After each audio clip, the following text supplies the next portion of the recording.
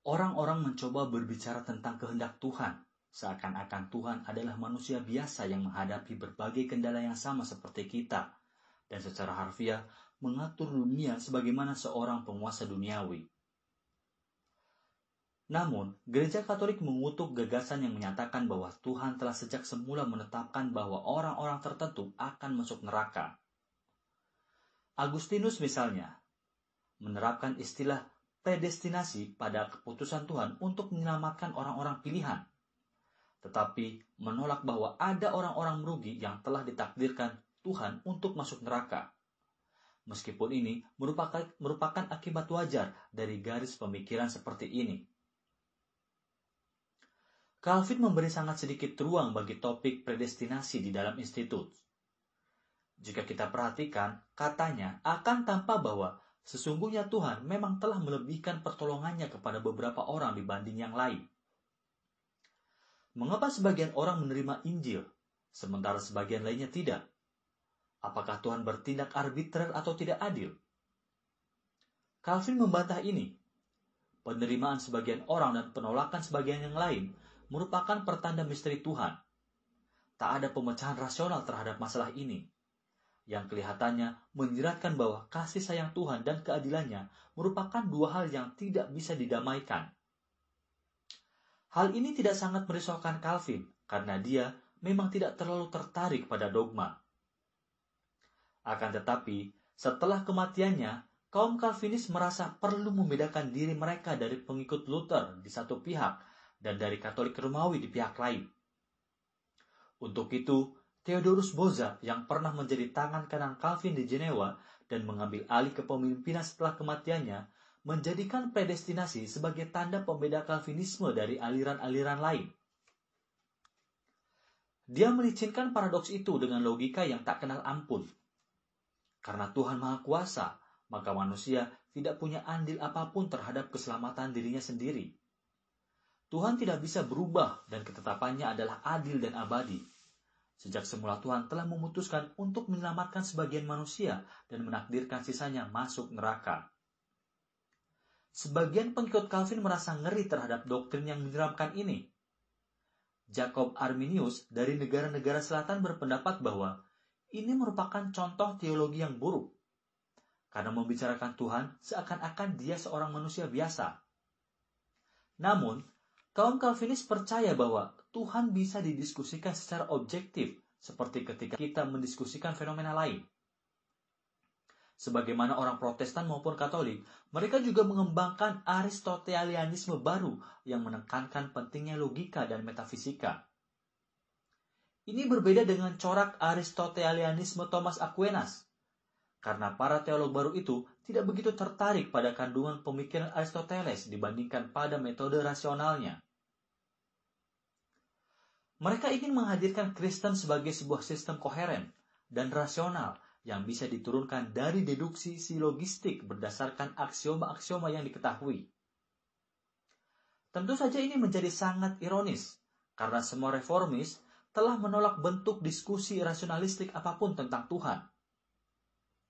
Teologi predestinasi Calvinis mutakhir memperlihatkan apa yang bisa terjadi jika paradoks dan misteri Tuhan tidak lagi dipandang sebagai puisi, tetapi ditafsirkan dengan logika yang koheren. Begitu Alkitab mulai ditafsirkan secara harfiah, bukannya simbolik, konsepsi ketuhanannya akan menjadi sesuatu yang mustahil. Membayangkan Tuhan yang secara harfiah bertanggung jawab atas segala sesuatu yang terjadi di bumi akan menimbulkan kontradiksi-kontradiksi yang muskil. Tuhan Alkitab tidak lagi merupakan simbol suatu realitas yang transenden, tetapi menjadi tiran yang kejam dan zalim. Doktrin predestinasi memperlihatkan berbagai keterbatasan Tuhan yang telah sangat dipersonalisasikan itu. Kaum Puritan mendasarkan pengalaman keagamaan mereka pada ajaran Calvin, dan dengan jelas merasakan Tuhan sebagai sebuah pertarungan. Tuhan tampaknya tidak mengisi diri mereka dengan kebahagiaan atau kasih sayang. Jurnal dan autobiografi kaum Puritan menunjukkan bahwa mereka terobsesi oleh predestinasi dan ketakutan bahwa mereka takkan diselamatkan. Peristiwa konversi menjadi beban pikiran, sebuah drama yang berat dan menyiksa di mana si pendosa dan pengarah spiritualnya bergulat demi jiwanya.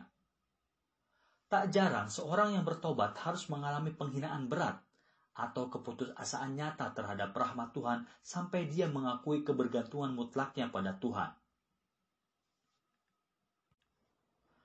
Konversi ini sering pula merupakan reaksi psikologis yang tidak disadari.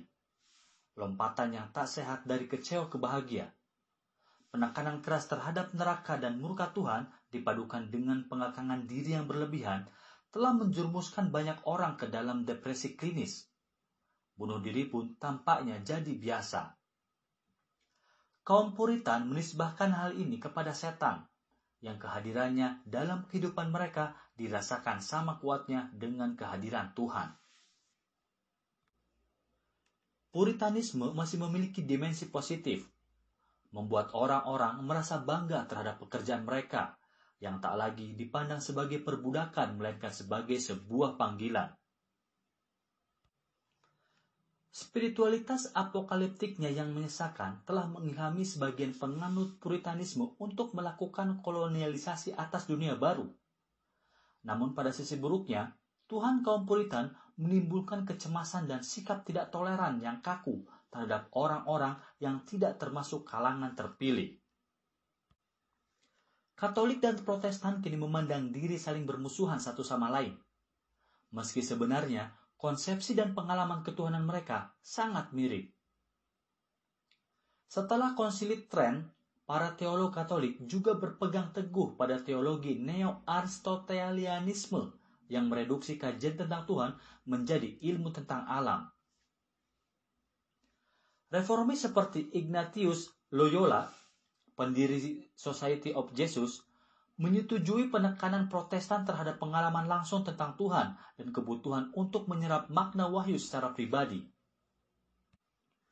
Karya yang disusunnya untuk angkatan pertama kelompok Jesuitnya, yang berjudul Spiritual Exercises, bermaksud untuk memicu konversi yang bisa menjadi pengalaman menyakitkan sekaligus sangat membahagiakan. Retret 30 hari ini yang memberi penekanan pada pengkajian diri dan peneguhan tekad pribadi dilakukan di bawah arahan seorang pembimbing secara satu persatu. Ini tidak berbeda dengan spiritualitas Puritan.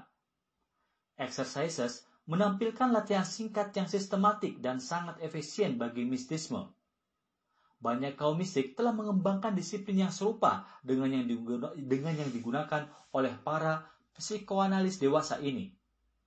Oleh karena itu, adalah menarik bahwa exercises juga masih dipakai oleh orang Katolik dan Anglikan masa kini untuk memberi jenis terapi alternatif.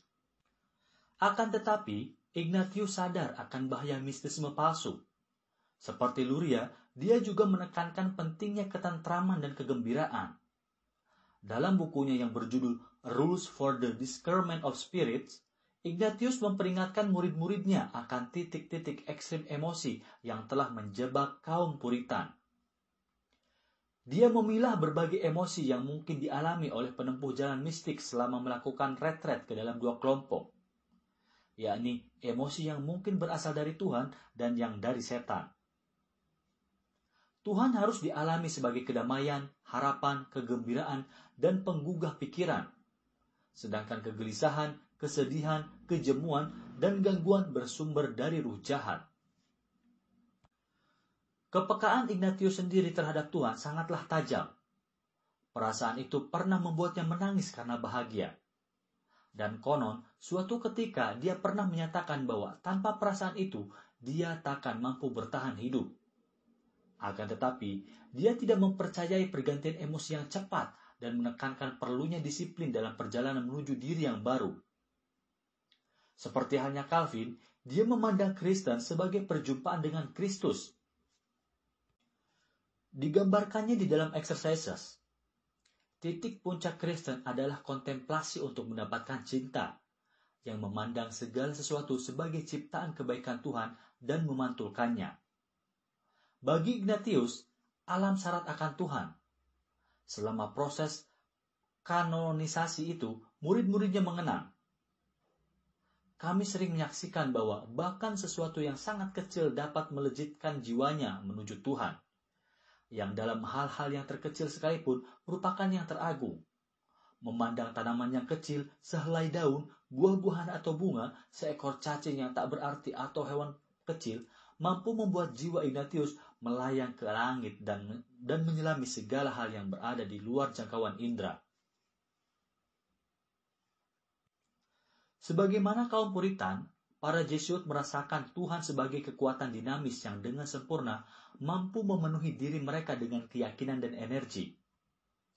Jika kaum Puritan menaklukkan Atlantik untuk menetap di New England, para misionaris Jesuit berkeliling dunia, seperti Francis Xavier menyebarkan Injil ke India dan Jepang, Matteo Ricci membawa Injil ke Cina, dan Robert de Nobili ke India. Lagi-lagi seperti kaum Puritan, banyak di antara para Jesuit adalah ilmuwan yang antusias, dan sering diduga bahwa perkumpulan ilmiah pertama bukanlah Royal Society dari London atau Accademia del Cimento, melainkan Society of Jesus. Sungguh pun demikian, orang Katolik tampaknya punya masalah yang sama dengan kaum Puritan. Ignatius misalnya, memandang dirinya sangat berlumur dosa sehingga memohon agar setelah kematiannya jasadnya diletakkan di atas timbunan sampah untuk menjadi santapan burung-burung dan anjing. Dokternya menasihati bahwa jika dia terus-menerus menangis begitu hebat selama misa, dia akan kehilangan penglihatannya. Teresa Avila, yang mereformasi kehidupan biarawati Ordo Karmel, pernah memperoleh penampakan yang menakutkan tentang tempat yang telah disadangkan baginya di neraka. Orang-orang suci pada periode itu tampaknya memandang dunia dan Tuhan sebagai dua hal yang saling bertentangan. Agar bisa diselamatkan, seseorang harus menjauhi dunia dan seluruh kesenangan duniawi. Vincent de Paul, yang menjalani hidup sebagai dermawan dan orang saleh, berdoa agar Tuhan menghapuskan cintanya kepada orang tuanya. Jean Francis de Chantal, yang mendirikan Ordo Visitasi, melangkahi mayat anak lelakinya ketika dia bermaksud bergabung dengan biara. Anak itu gantung diri di depan pintu untuk mencegah keberangkatan ibunya. Jika Renaissance berupaya mendamaikan langit dan bumi, Reformasi Katolik malah berusaha untuk memisahkannya. Tuhan mungkin telah menjadikan Kristen yang direformasi efisien dan kuat, tetapi tidak membuat mereka bahagia. Periode reformasi adalah masa-masa yang menakutkan bagi kedua pihak. Ada penolakan keras terhadap masa lalu, cacian dan kutukan yang keji, teror bid'ah dan penyimpangan doktrinal, kesadaran yang hiperaktif akan dosa dan obsesi tentang neraka. Pada tahun 1640, terbit sebuah buku kontroversial yang disusun oleh seorang Katolik Belanda, Cornelis Jansen. Sebagaimana halnya Calvinisme baru, buku itu mengemukakan gambaran menakutkan tentang Tuhan, yang sejak semula telah menakdirkan semua manusia kecuali beberapa gelintir orang pilihan untuk masuk neraka untuk selamanya. Tentu saja, para Calvinis memuji buku itu karena mengajarkan doktrin tentang kekuasaan Tuhan yang tak tertahankan. Doktrin yang benar dan sejalan dengan reformasi. Bagaimana menjelaskan ketakutan dan kekecewaan yang menyebar luas di Eropa ini? Periode itu merupakan masa-masa yang mencemaskan. Bentuk masyarakat baru yang berdasarkan pada sains dan teknologi mulai muncul dan berhasil menaklukkan dunia dalam waktu singkat. Namun, Tuhan seakan tak mampu meredakan ketakutan ini dan menghadirkan pelipur lara seperti yang pernah ditemukan kaum Yahudi Sephardik misalnya, dalam mitos-mitos Ishak Luria. Orang Kristen Barat tampaknya selalu menemukan bahwa Tuhan merupakan sesuatu yang menakutkan, dan kaum reformis yang berusaha menghilangkan kecemasan religius seperti ini justru membuat keadaan semakin memburuk. Tuhan menurut konsepsi Barat yang diyakini telah menakdirkan keterkutukan abadi bagi jutaan manusia menjadi lebih menakutkan daripada ilah kejam yang dibayangkan oleh Tertullian atau Agustinus pada masa-masa sulitnya. Mungkinkah konsepsi imajinatif tentang Tuhan yang didasarkan pada mitologi dan mistisme lebih efektif dalam membangkitkan semangat manusia untuk bertahan menghadapi tragedi dan kesengsaraan daripada Tuhan yang mitos-mitosnya ditafsirkan secara harfiah? Sesungguhnya, sejak akhir abad ke-16, banyak orang di Eropa merasa bahwa agama telah sedemikian didiskreditkan. Mereka dibuat muak oleh tindakan orang-orang Protestan yang membunuhi orang-orang Katolik dan sebaliknya. Ratusan orang mati sebagai martir karena memegang pandangan yang mustahil bisa dibuktikan dengan cara apapun. Sekte-sekte yang menyebarkan berbagai doktrin membingungkan, namun dianggap esensial untuk bersentuhan diri berkembang dengan pesat. Kini tersedia sangat banyak pilihan teologis. Banyak orang yang merasa dilumpuhkan dan tertekan oleh berbagai interpretasi religius yang ditawarkan. Sebagian mungkin merasa bahwa iman telah semakin sulit diraih dibandingkan sebelumnya. Oleh karena itu, menjadi signifikan bahwa pada masa ini, di dalam sejarah ketuhanan Barat, mulai ditemukan orang ateis, yang jumlahnya sepertinya telah menjadi sebanyak tukang sihir, musuh lama Tuhan dan sekutu setan. Dinyatakan bahwa orang ateis yang mengingkari eksistensi Tuhan ini telah memperoleh banyak pengikut ke sekte mereka dan menggoyahkan struktur masyarakat. Namun kenyataannya, ateisme sepenuhnya dalam pengertian yang kita terapkan pada kata itu saat ini adalah mustahil. Seperti yang ditunjukkan oleh Lucien Febvre dalam buku klasiknya yang berjudul The Problem of Unbelief in the 16th Century, penolakan sepenuhnya terhadap eksistensi Tuhan pada masa itu melibatkan kesulitan konseptual yang teramat besar sehingga tak mungkin terwujudkan. Agama mendominasi kehidupan semua orang sejak kelahiran hingga kematian. Setiap aktivitas keseharian diselingi oleh panggilan kepada kaum beriman untuk berdoa, diwarnai oleh keyakinan dan intuisi keagamaan, baik dalam kehidupan publik maupun profesional. Bahkan serikat kerja dan universitas-universitas merupakan organisasi keagamaan. Sebagaimana yang dikemukakan oleh Febvre, Tuhan dan agama ada di mana-mana, sehingga tak seorang pun pada abad itu akan berkata, jadi seluruh hidup kita didominasi oleh Kristen. Betapa sedikitnya wilayah kehidupan kita yang telah disekularisasikan dibandingkan apa-apa yang masih diatur dan dibentuk oleh agama. Meskipun seandainya ada seorang manusia luar biasa yang bisa mencapai objektivitas yang diperlukan untuk mempertanyakan hakikat agama dan eksistensi Tuhan, dia tidak akan mendapatkan dukungan dari filsafat ataupun sains pada masanya. Selama belum terumuskan sekumpulan alasan koheren yang masing-masingnya didasarkan pada bukti-bukti ilmiah, tak seorang pun bisa menolak eksistensi Tuhan yang agamanya telah membentuk dan mendominasi kehidupan moral, estetika, dan politik di Eropa. Tanpa dukungan ini, penyangkalan terhadap Tuhan hanya akan menjadi sebuah sikap pribadi atau dorongan sesaat yang tak layak dipertimbangkan secara serius. Febvre memperlihatkan bahwa bahasa sehari-hari, misalnya bahasa Prancis, tidak memiliki kosakata maupun sintaksis bagi skeptisisme.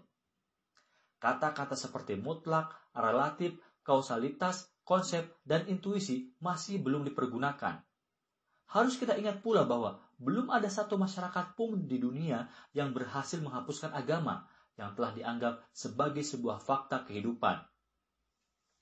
Baru pada penghujung akhir abad ke-18, sekelompok orang Eropa menemukan kemungkinan untuk mengingkari eksistensi Tuhan. Lantas, apa yang dimaksud oleh sementara orang ketika mereka saling menuduhkan ateisme satu sama lain? Ilmuwan Prancis, Marin Mersenne, yang juga pengikut fanatik Ordo Fransiskan, menyatakan bahwa di Paris saja terdapat sekitar 50.000 orang ateis. Namun kebanyakan dari yang disebutnya ateis itu masih beriman kepada Tuhan. Pierre Carvin, sahabat Michel Montaigne, pernah membela Katolik dalam risalahnya Les Trois Vérités, tetapi di dalam karya utamanya De la Sagesse, dia menekankan kelemahan akal dan mengakui bahwa manusia hanya bisa mencapai Tuhan melalui iman. Mersenne menolak gagasan ini dan memandangnya sama dengan ateisme. Tuduhan kafir juga dialamatkannya kepada tokoh rasionalis Italia, Giordano Bruno. Meskipun Bruno percaya kepada Tuhan dalam konsepsi mazhab Stoa, yaitu Tuhan sebagai jiwa, asal-usul dan akhir alam semesta, Marcion menyebut kedua orang ini ateis karena dia tidak sependapat dengan konsepsi ketuhanan mereka, bukan karena keduanya mengingkari eksistensi sang wujud tertinggi. Dalam cara yang hampir sama, kaum pagan kerajaan Romawi menyebut orang Yahudi dan Kristen ateis karena pandangan ketuhanan mereka yang berbeda. Selama abad ke-16 dan ke-17, kata ateis masih digunakan secara terbatas dalam berpolemik semata. Walaupun mungkin saja untuk menyebut lawan Anda ateis dalam cara yang sama seperti menjuluki orang sebagai anarkis atau komunis pada akhir abad ke-19 dan awal abad ke-20. Setelah reformasi, orang-orang menjadi penasaran terhadap Kristen yang baru. Seperti halnya sihir, ateis merupakan proyeksi kecemasan yang terpendam. Sebutan itu merefleksikan sebuah kekhawatiran tersembunyi tentang iman dan bisa dipakai sebagai taktik kejutan untuk menakut-nakuti orang beragama dan meningkatkan kesalehan. Dalam Laws of Ecclesiastical Polity, teolog Anglikan Richard Hooker menyebutkan dua jenis kelompok ateis. Kelompok kecil yang tidak beriman kepada Tuhan dan kelompok lain dengan jumlah lebih besar yang berpura-pura seakan-akan Tuhan tidak ada. Orang cenderung tidak bisa melihat perbedaan ini dan hanya memusatkan perhatian pada ateisme praktis yang disebut belakangan. Dalam The Theater of God's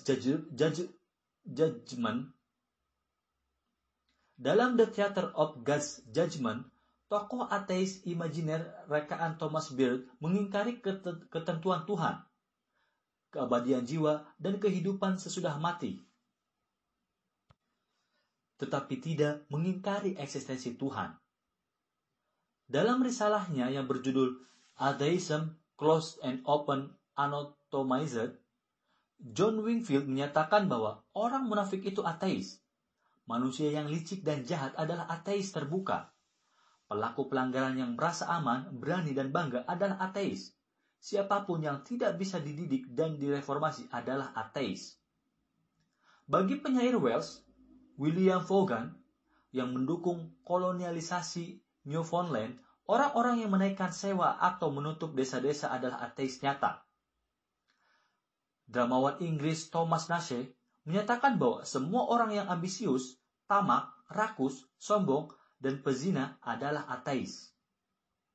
Istilah ateis merupakan sebuah penghinaan. Tak seorang pun ingin menyebut dirinya ateis. Istilah itu belum merupakan lencana yang bisa dikenakan dengan bangga.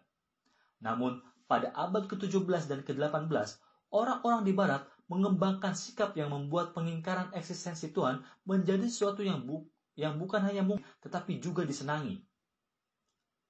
Mereka menemukan dukungan terhadap pandangan mereka di dalam sains. Akan tetapi, Tuhan para reformis pun dapat dipandang selaras dengan sains baru. Karena percaya pada kekuasaan mutlak Tuhan, Luther dan Calvin menolak pandangan Aristoteles bahwa Allah memiliki kekuatan yang intrinsik di dalam dirinya sendiri.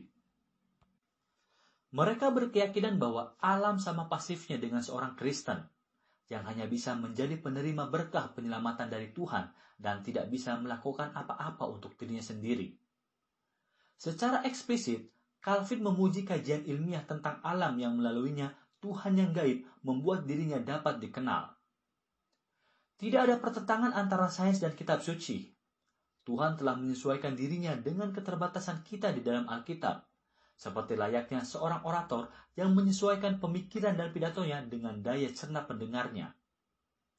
Kisah tentang penciptaan, menurut Calvin, merupakan sebuah contoh balbutif atau cara berbicara kepada bayi yang mengakomodasi proses-proses misterius dan kompleks dengan mentalitas orang awam sehingga setiap orang mampu beriman kepada Tuhan. Kisah itu bukan untuk dipahami secara harfiah.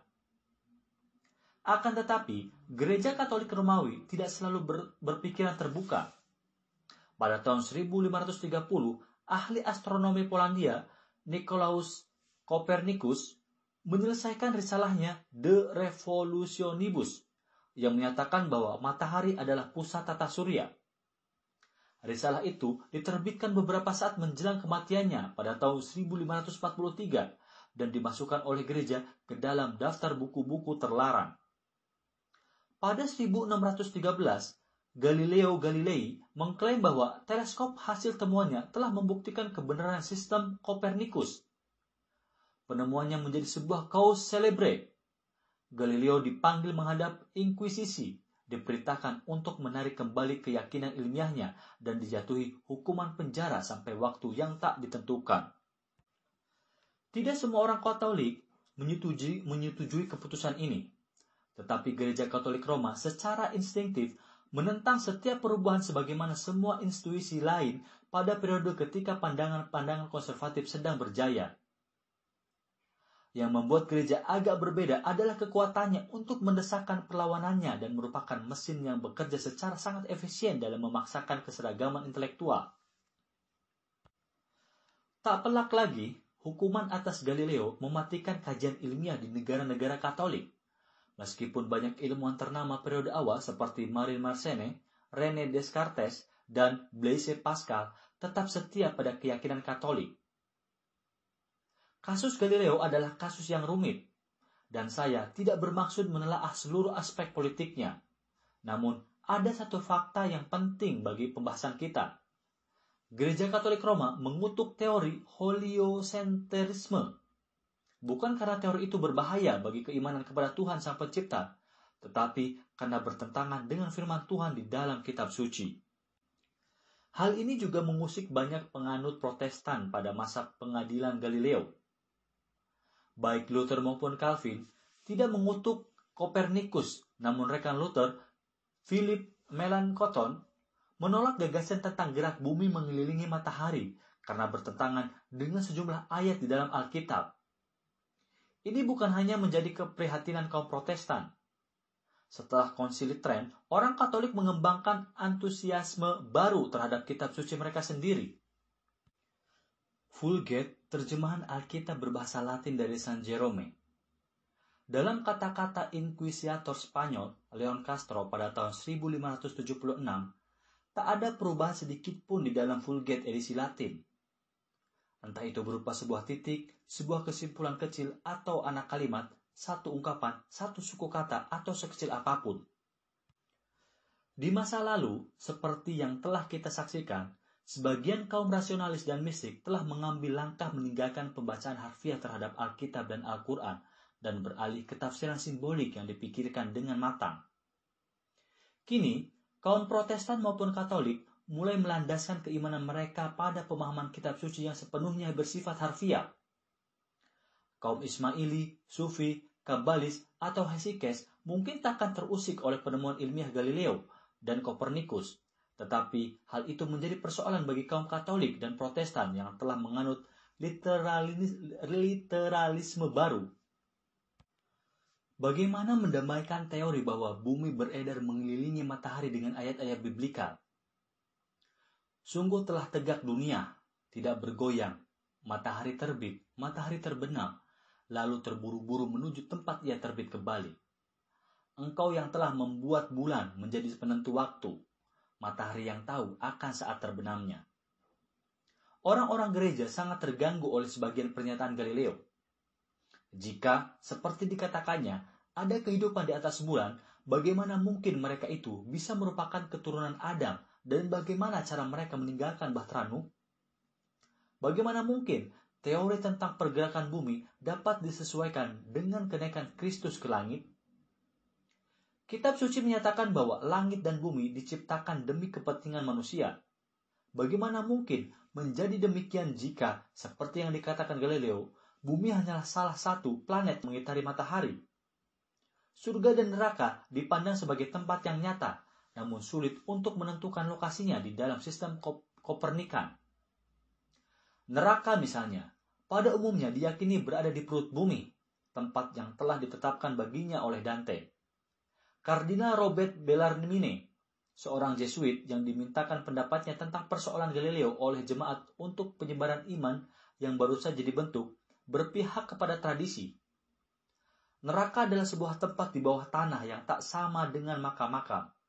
Dia menyimpulkan kemungkinan bahwa tempat itu pasti terletak di pusat bumi dengan berdasarkan argumennya kepada nalar alamiah. Yang terakhir adalah nalar alamiah. Tak diragukan lagi bahwa sangatlah masuk akal jika tempat setan-setan dan orang-orang jahat pasti berada di titik yang paling jauh dari tempat para malaikat dan orang-orang baik akan tinggal untuk selamanya. Kediaman orang-orang yang diberkati, sebagaimana yang diyakini lawan-lawan kita, adalah surga. Dan tak ada tempat yang lebih jauh dari surga, kecuali titik pusat bumi. Argumen Bellarmine terdengar tak masuk akal bagi kita di zaman sekarang. Bahkan orang Kristen yang paling literalis sekalipun tak lagi membayangkan bahwa neraka sungguh-sungguh berada di pusat bumi. Namun, banyak orang yang dikejutkan oleh teori-teori ilmiah lainnya yang menyatakan tak ada ruang bagi Tuhan dalam kosmologi yang lebih maju.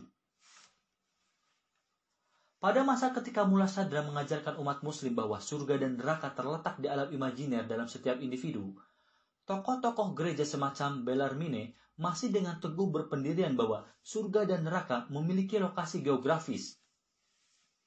Ketika para kabalis menafsir ulang kisah biblika tentang penciptaan secara sangat simbolik dan mengingatkan para murid mereka untuk tidak memahami mitologinya secara harfiah, orang-orang Katolik dan Protestan justru mengajarkan bahwa Alkitab adalah benar secara faktual dalam setiap rinciannya.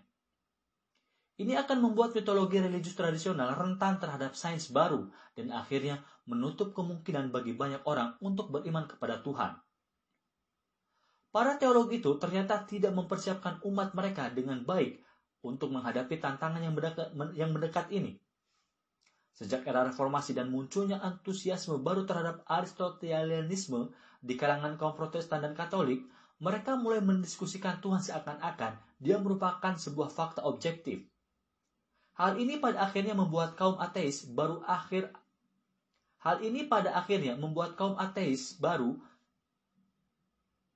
akhir abad ke-18 dan awal abad ke-19 bisa mengenyahkan Tuhan sama sekali. Leonard Lessius, teolog Jesuit dari Louvain, yang sangat berpengaruh, tampaknya membela konsepsi ketuhanan para filosof dalam risalahnya The Divine Providence. Eksistensi Tuhan ini bisa dibuktikan secara ilmiah seperti semua fakta kehidupan lainnya. Rancangan alam yang tidak mungkin terjadi secara kebetulan menunjuk kepada eksistensi penggerak pertama. Tak ada sesuatu yang spesifik Kristen dalam konsepsi ketuhanan Lessius. Tuhan hanyalah sebuah fakta ilmiah yang bisa ditemukan oleh setiap manusia yang berakal. Lessius jarang sekali menyebut Yesus.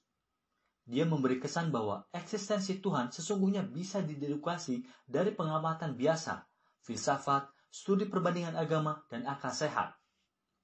Tuhan menjadi sekedar wujud biasa, seperti sekumpulan fakta lain yang mulai diteliti oleh para ilmuwan dan ahli filsafat di Barat. Para filsuf tidak pernah meragukan keabsahan bukti-bukti mereka tentang eksistensi Tuhan. Namun, rekan-rekan mereka yang ahli agama akhirnya memutuskan bahwa Tuhan para filosof ini tidak banyak memiliki nilai religius. Thomas Aquinas mungkin menyiratkan bahwa Tuhan sekedar simpul lain dalam mata rantai wujud meskipun yang tertinggi, namun secara pribadi meyakini bahwa argumen-argumen filosofis ini tidak ada sangkut pautnya dengan Tuhan mistikal yang pernah dia rasakan kehadirannya di dalam doa.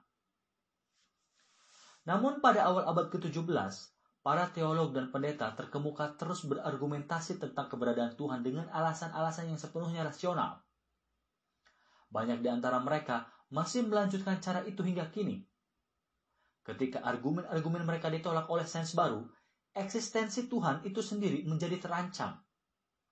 Alih-alih memandang ide tentang Tuhan sebagai simbol realitas yang tak bereksistensi dalam pengertian biasa dan yang hanya bisa ditemukan melalui doa dan kontemplasi imajinatif, Tuhan justru semakin dipandang sekedar sebagai sebuah fakta sebagaimana fakta-fakta lainnya. Dalam diri seorang teolog semacam Lessius, dapat kita saksikan bahwa ketika Eropa menghampiri modernitas, para teolog justru membekali kaum ateis masa depan dengan sejumlah amunisi pengingkaran terhadap Tuhan, yang tak banyak memiliki nilai religius dan yang mengisi hati manusia dengan ketakutan bukannya harapan dan keyakinan. Seperti halnya para filosof dan ilmuwan, kaum Kristen pasca reformasi secara efektif telah mengabaikan Tuhan imajinatif kaum mistik dan berusaha mencari pencerahan dari Tuhan yang ditemukan oleh akal.